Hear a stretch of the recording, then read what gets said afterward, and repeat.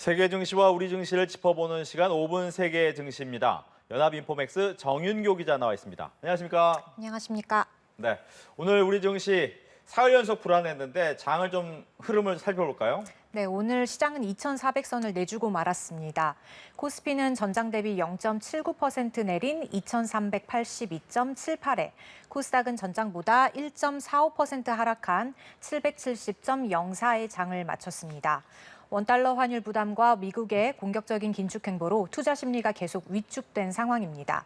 오늘 오전 발표된 중국의 경제 지표는 호조를 보였지만 달러 위안 환율도 치솟으면서 중국 증시를 끌어내렸고 국내 투심에 부정적인 영향을 미쳤습니다. 원달러 환율은 1,400원대 진입을 저지하려는 당국의 개입으로 1,400원을 코앞인 1,399원까지 올랐다가 1,388원에 마감했습니다. 네, 아마 오늘 증시 힘겨운 하루다라고 이야기를 할 수 있을 것 같은데 업종별로 좀 달랐습니까? 네, 시가총액 상위 종목은 대부분 하락했습니다. 네이버는 사흘 연속 52주 신저가를 경신했고요.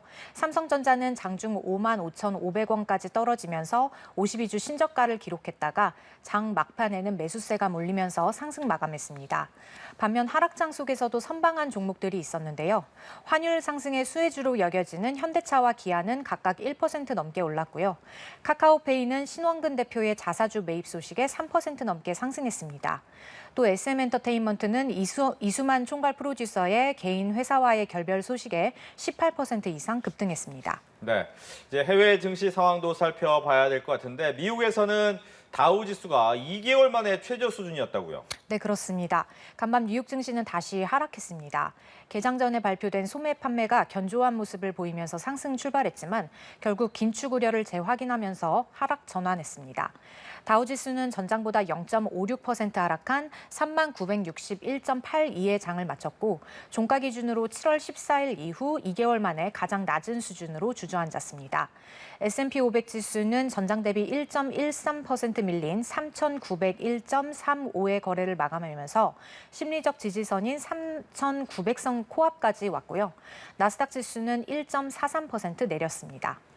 8월 소매 판매는 계절 조정 기준으로 전월보다 0.3% 증가한 6,833억 달러로 집계됐습니다. 인플레이션에도 미국 경제의 3분의 2를 차지하는 소비 규모가 예상보다 견조했던 겁니다. 연준의 긴축 우려가 시장을 지배하면서 밤사이 국채금리는 강세를 유지했고 증시에 부담을 줬습니다. 네, 시장에서 분위기가 좋지 않으니까 6월에 기록했던 연 저점까지 깨는 거 아니냐 이런 이야기가 나오던데 전문가들은 어떻게 봅니까? 월가에서 나오는 이야기들을 보면 전망은 엇갈리고 있습니다. S&P 500 지수는 지난 6월에 3,630선까지 내리면서 연저점을 기록한 바 있는데요. 한쪽에선 이 연저점을 다시 테스트할 수 있다는 비관적 전망이 나옵니다. 미국의 물가가 쉽게 빠지지 않고 있기 때문에 연준은 계속 공격적으로 갈 수밖에 없고 당분간 지수 조정은 불가피하다는 논리고요. 기업들의 3분기 실적 예상치가 지난 7월 이후 절반 이상 줄었다는 조사 결과도 새로 나오면서 추가 하락 가능성에 힘을 싣고 있습니다. 반면 또 다른 쪽에선 그래도 물가 상승폭이 낮아지고 있기 때문에 주가가 연저점보다 더 낮아지지는 않을 거라는 희망적인 예상도 나옵니다. 또 올해는 11월에 중간선거가 있는데 보통 선거 전후로 주가는 올라가는 경향을 보이거든요. 따라서 연말쯤에 증시가 반등할 수 있을 거란 얘기도 있습니다. 네, 이제 월가에서는 연준 때문에 디플레이션이 올 것이다 이런 얘기도 나온다는데 맞습니까? 네, 그렇습니다. 디플레이션이 올 거라는 현지 주요 인사들의 목소리도 주목을 받고 있습니다. 한국에서 돈나무 언니로 유명한 캐시우드 아크인베스트 CEO는 연준이 큰 폭의 금리 인상으로 실수를 하고 있다면서 곧 디플레이션에 직면할 거라고 경고했고요. 일론 머스크 테슬라 CEO는 연준의 금리 인상이 디플레이션 위험을 초래한다면서 금리를 인하해야 한다고 주장했습니다.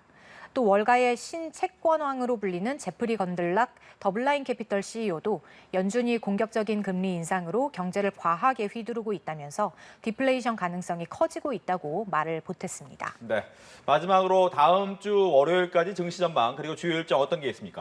네, 오늘 장을 마감한 아시아 시장에 이어서 지금 유럽 시장도 온통 파란 상태고요. 미국 S&P 500 선물과 나스닥 100 선물도 일제히 내렸습니다. 업종별로도 금융, 건강을 제외한 대부분의 업종이 떨어졌고요. 다음 주 FOMC를 앞두고 금리 인상에 대한 경계가 계속 시장에 큰 부담을 주고 있습니다. 오늘 밤엔 미국인들의 소비 심리를 파악할 수 있는 9월 미시간대 소비자 심리 지수가 발표될 예정입니다. 또 다음 주 월요일에는 영국과 캐나다 시장이 엘리자베스 2세 여왕의 서거로 휴장하고 일본 시장도 경로의 날 공휴일을 맞아서 쉴 예정입니다. 네, 지금까지 5분 세계 증시였습니다. 정의호 기자 잘 들었습니다. 감사합니다.